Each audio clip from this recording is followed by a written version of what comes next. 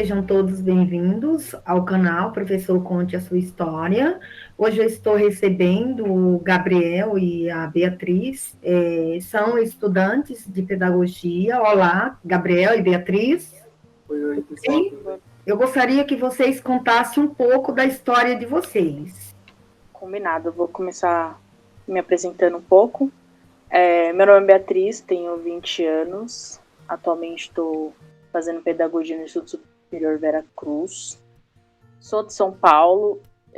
Acho que para falar, já vou entrar um pouco no projeto. Acho que minha vida foi um pouco sempre voltada a projetos, então minha família sempre se relacionou muito bem com o projeto, então eu tive projeto com tênis, então fiz tênis durante 5 anos através de um projeto social, depois fiz vestibular através de um projeto social, cheguei à minha vida acadêmica sempre com um projeto social, com um pouco de apoio da minha família, principalmente essa parte dos estudos. Eu acho que em relação à minha vida é isso. Olá, pessoal.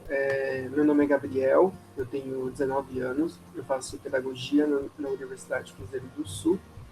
E um pouco de mim mesmo, eu sempre fui muito voltado para a educação em si, né?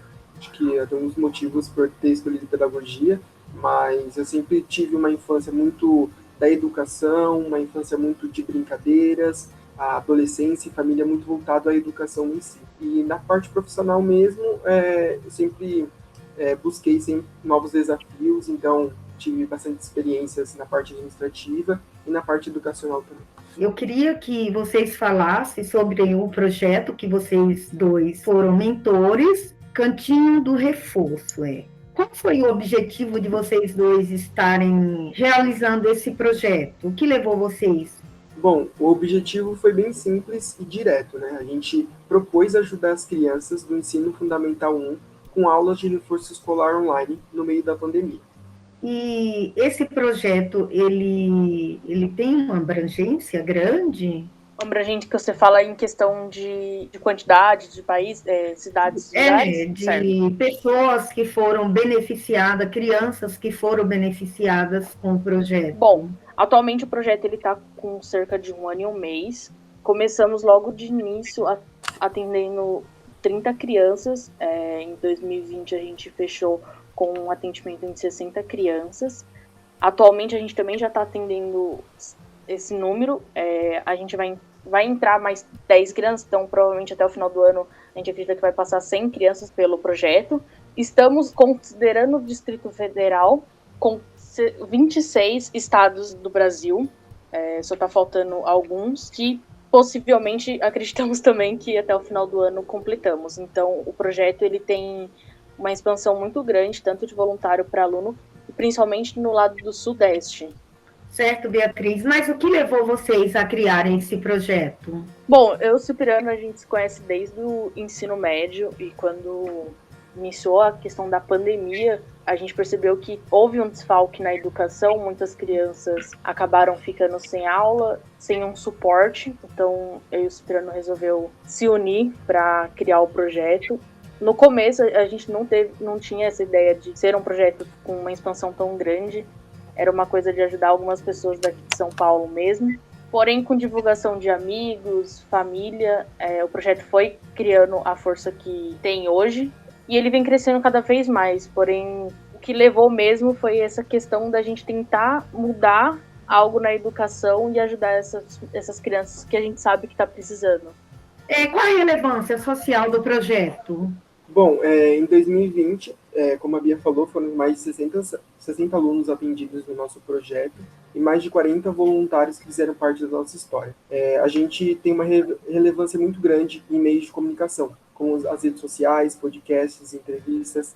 Então a gente sempre é chamado, sempre é convidado para algo sobre live, educação, uma entrevista realmente de jornais locais, de bairro e podcasts. Por exemplo, a gente fez participação de um podcast falando sobre educação em si, né? E para divulgar também o nosso projeto. Muitos universitários também procuram muita gente. E a gente teve uma relevância social muito grande na Prefeitura de São Paulo. Muitos professores nossos começaram a indicar para escolas de educação infantil da Prefeitura de São Paulo o nosso projeto. A gente tem uma grande parte dessas crianças devido a isso também. Aí vocês atendem, quais as séries que vocês atendem? Certo. O nosso público-alvo é crianças de 1º a 5º ano do ensino fundamental.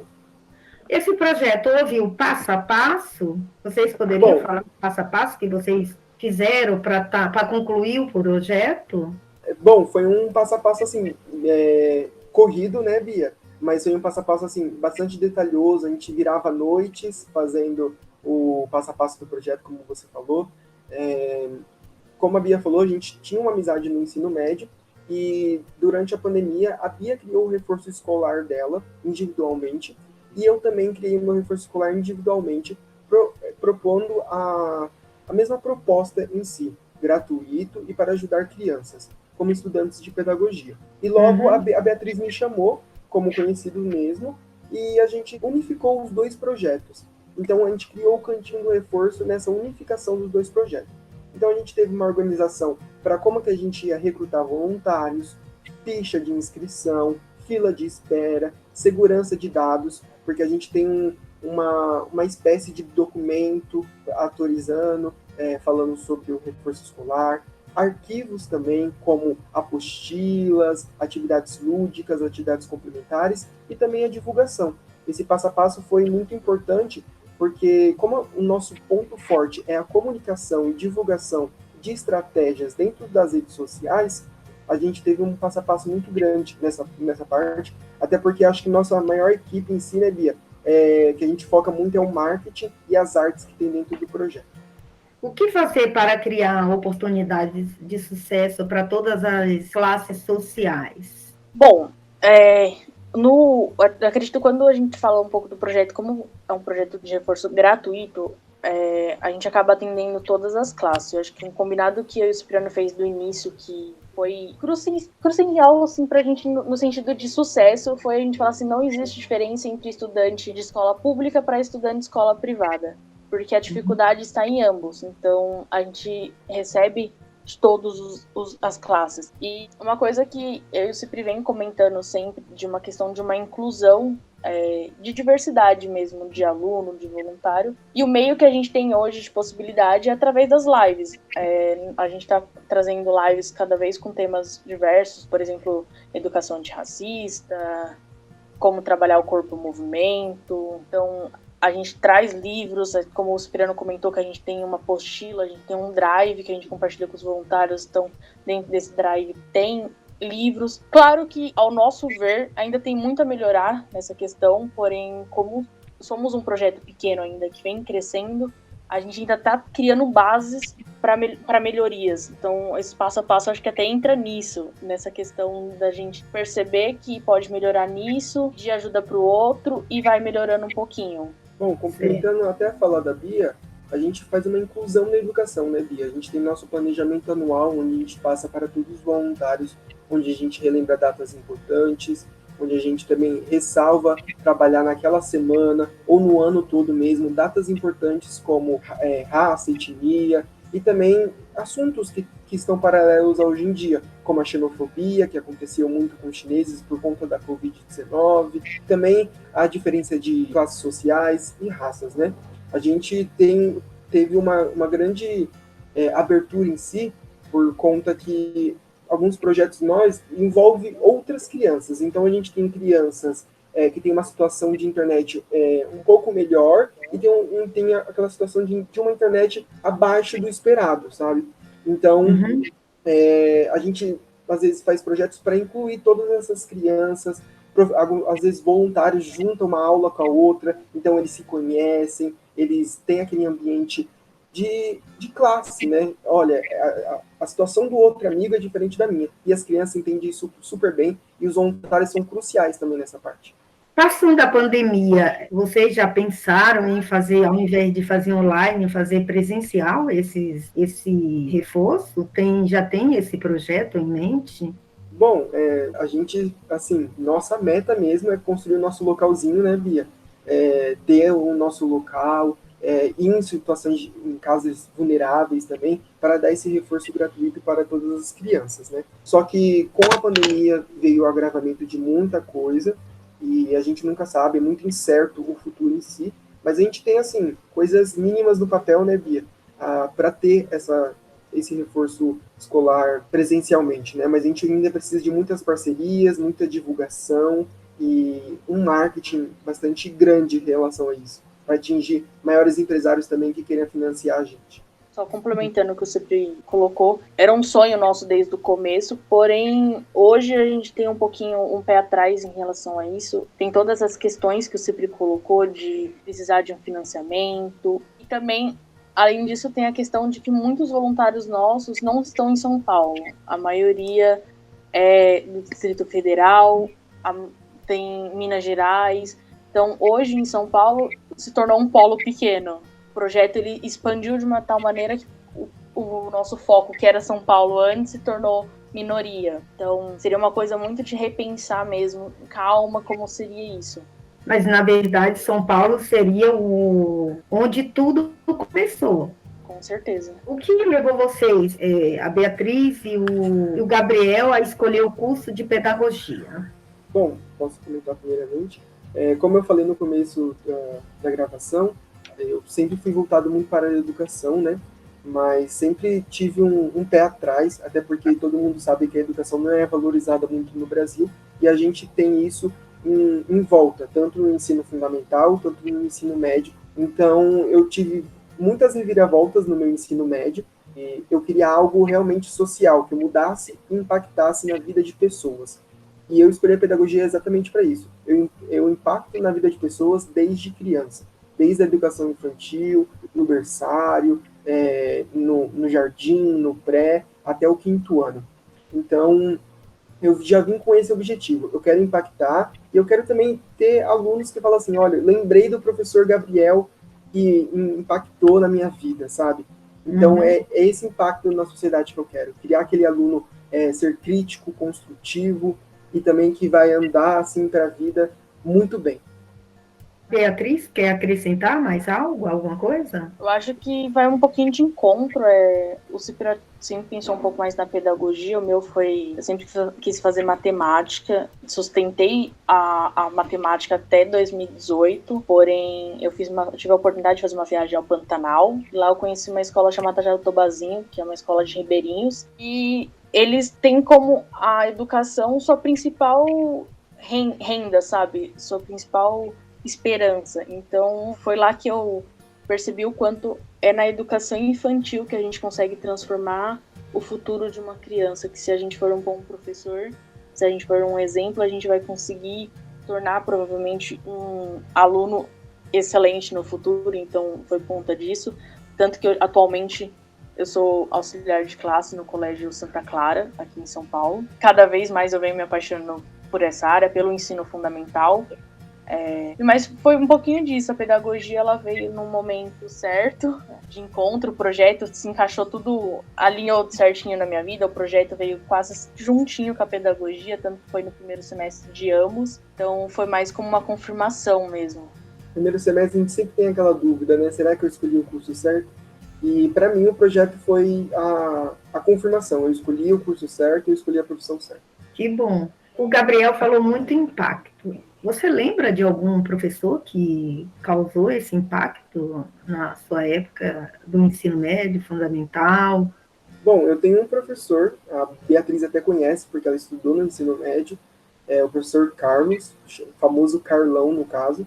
Ele impactou muito na minha vida, e referente à matemática, porque eu tinha um bloqueio de ensino, ao ensino de matemática, né?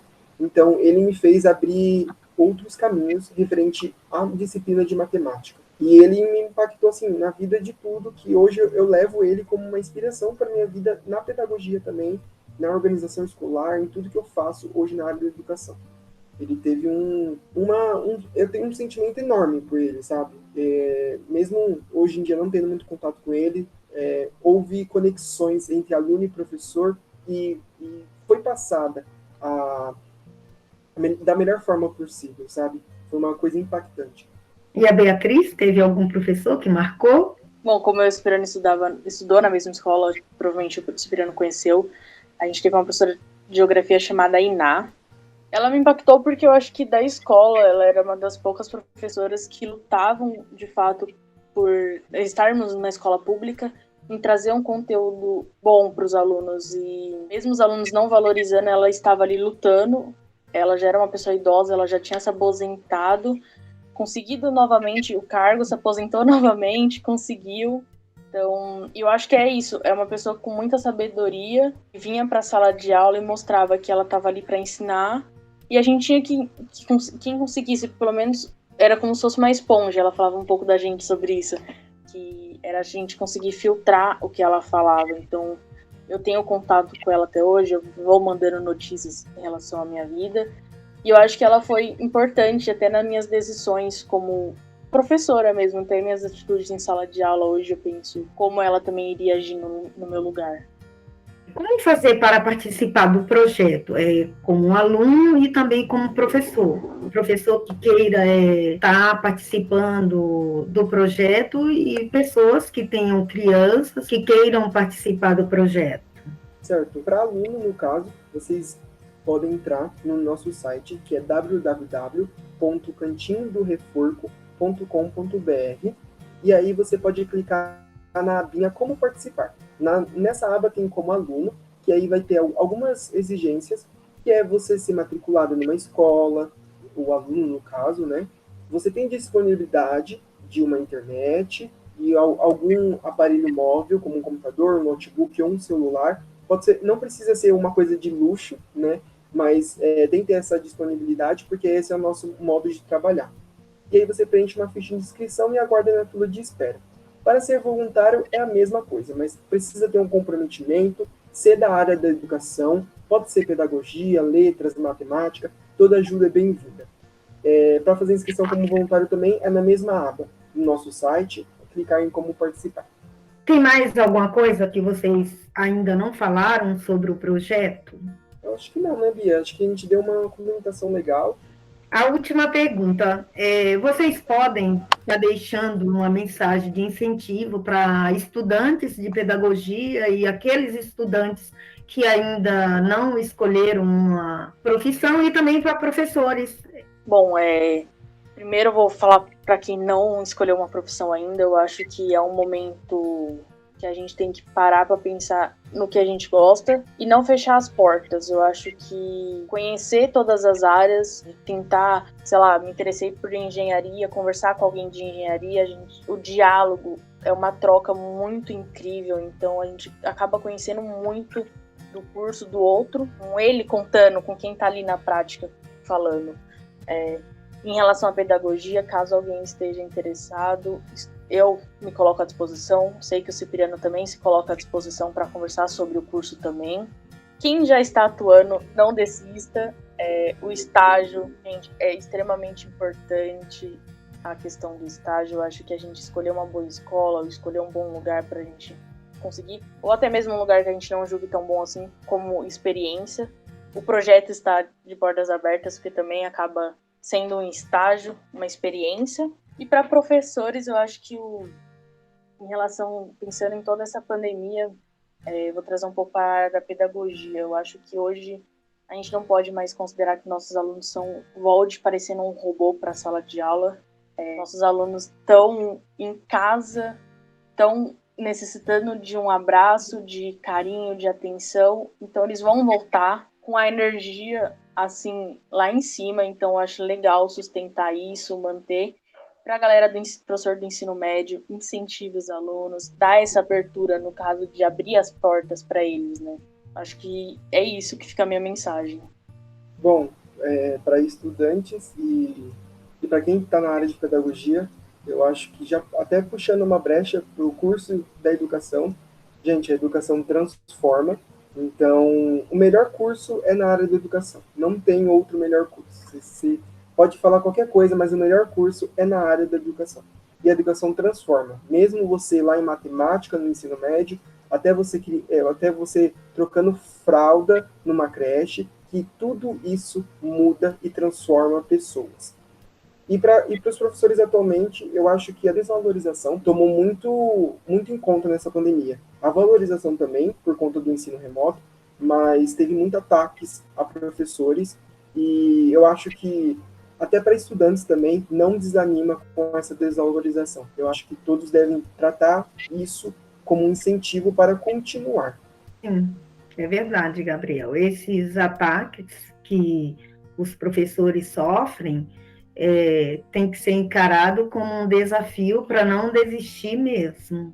Eu agradeço a Beatriz e o Gabriel pela sua participação e por ser tão jovens e já está levando a educação a sério, ter criado o projeto Cantinho do Reforço, que está ajudando milhares de crianças. Muito obrigada pela participação. Peço para que as pessoas se inscrevam-se no meu canal. E então, muito obrigada e tchau. Muito obrigada. Obrigadão, gente. Tchau, tchau.